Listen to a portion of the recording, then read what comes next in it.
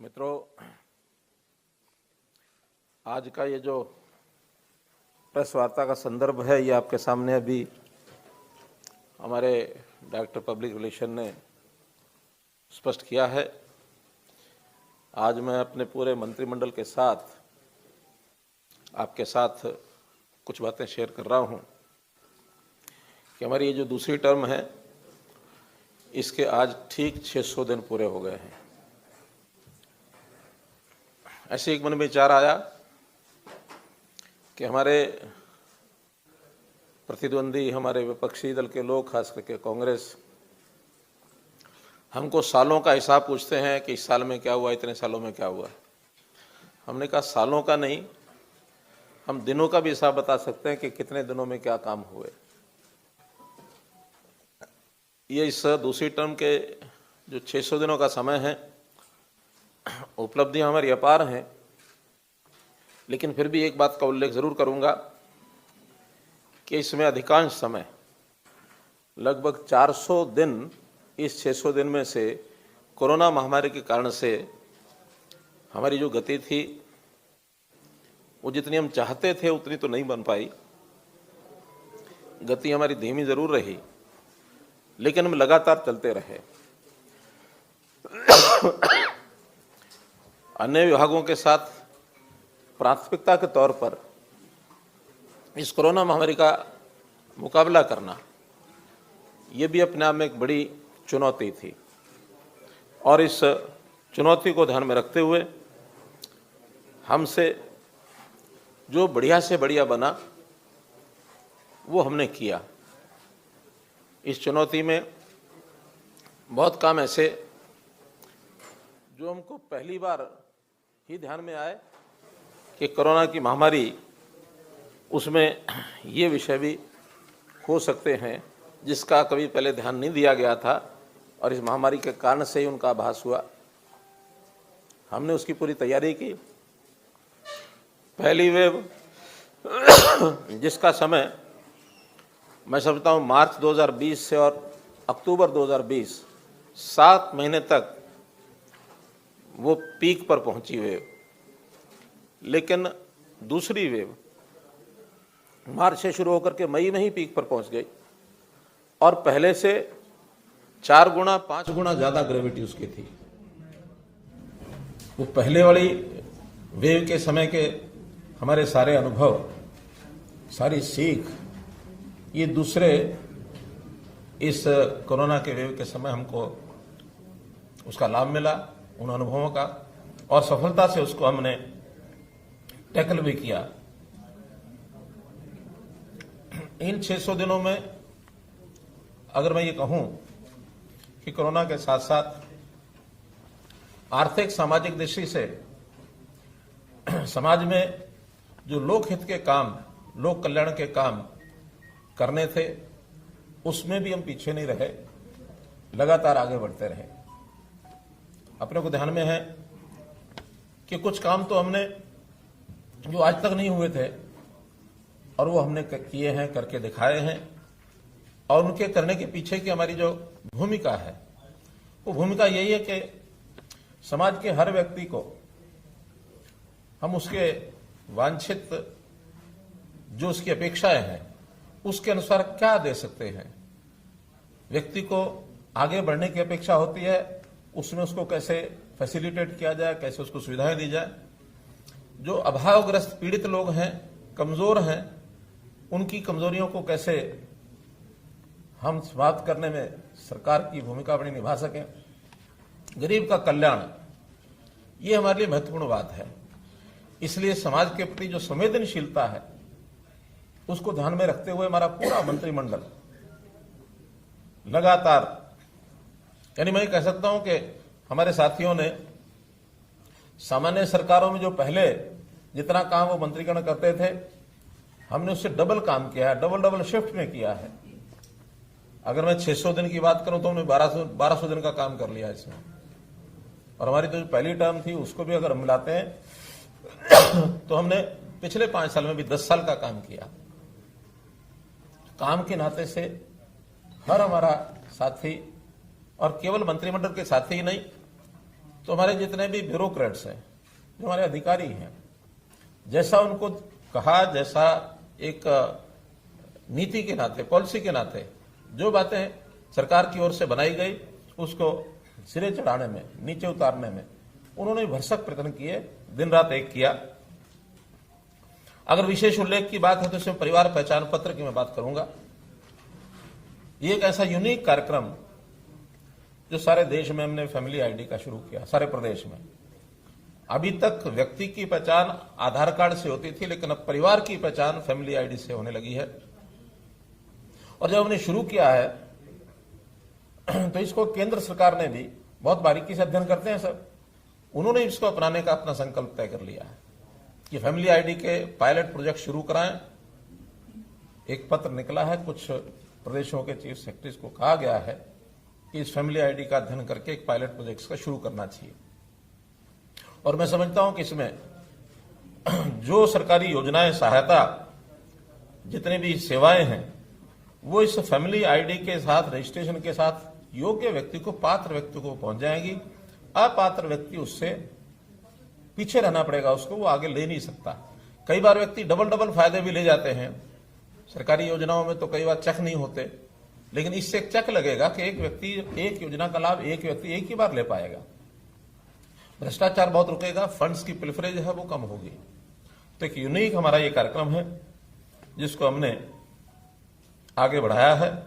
और आगे से जो सरकारी योजनाएं हैं, धीरे धीरे हम प्रयत्न कर रहे हैं कि वो सब उसी परिवार को मिलेंगी जो परिवार पहचान पत्र में रजिस्टर्ड है। बहुत लोग ऐसे भी कहते हैं कि हमको सरकारी योजनाओं की कोई आवश्यकता नहीं है, हमारे अपने संपन्न परिवार होने के नाते से सारी स्कीमें अपने आप हम अपना काम चला सकते हैं। और इसमें मैंडेटरी नहीं है परिवार पहचान पत्र, हमने छूट दी है, जिसको बनवाना बनवाएगा, जिसको नहीं बनवाना नहीं बनवाएगा। लेकिन ये शर्त तो हम लगा ही सकते हैं कि जिसको सरकार की योजनाओं का लाभ लेना है वो परिवार पहचान पत्र अवश्य बनवाएगा। तो इस नाते से हम आगे बढ़ रहे हैं। एक अच्छा हरियाणा, नया हरियाणा, स्वस्थ हरियाणा, सक्षम हरियाणा, शिक्षित हरियाणा, सामर्थ्य हरियाणा, ऐसे हरियाणा की कल्पना लेकर आगे चल रहे हैं। और हर व्यक्ति को शिक्षा मिले, उसके स्वास्थ्य की चिंता हो, उसको सुरक्षा मिले, उसको रोजगार मिले, स्वावलंबी हो और उसका स्वाभिमान ये भी सुरक्षित रहे। क्योंकि स्वतंत्र देश के स्वतंत्र नागरिक होने के नाते स्वाभिमान ये बहुत बड़ी चीज होती है। किसी व्यक्ति को हाथ फैलाने की आवश्यकता न पड़े, बल्कि सरकार की योजनाओं का लाभ जो भी पात्र व्यक्ति है उसको अपने आप उसके घर तक पहुंचे। हमारी ये योजना, इसमें हम आगे बढ़ रहे हैं। सुशासन के नाते से जैसा 25 दिसंबर को हम सुशासन वर्ष, सुशासन दिवस हम मनाते हैं, इसमें भी बहुत आगे बढ़े हैं। आईटी के ऊपर आधारित सारी हमारी स्कीमें शुरू हुई हैं और इससे तत्परता बढ़ती है।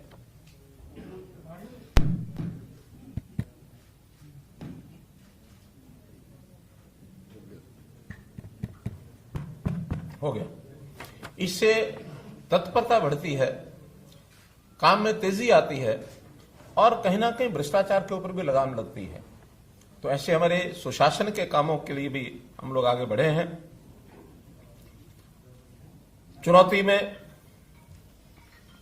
लॉकडाउन लगे, लॉकडाउन में स्कूल बंद, दुकानें बंद, सारी चीजें बंद, सामान्यतः जीवन थम सा जाता है।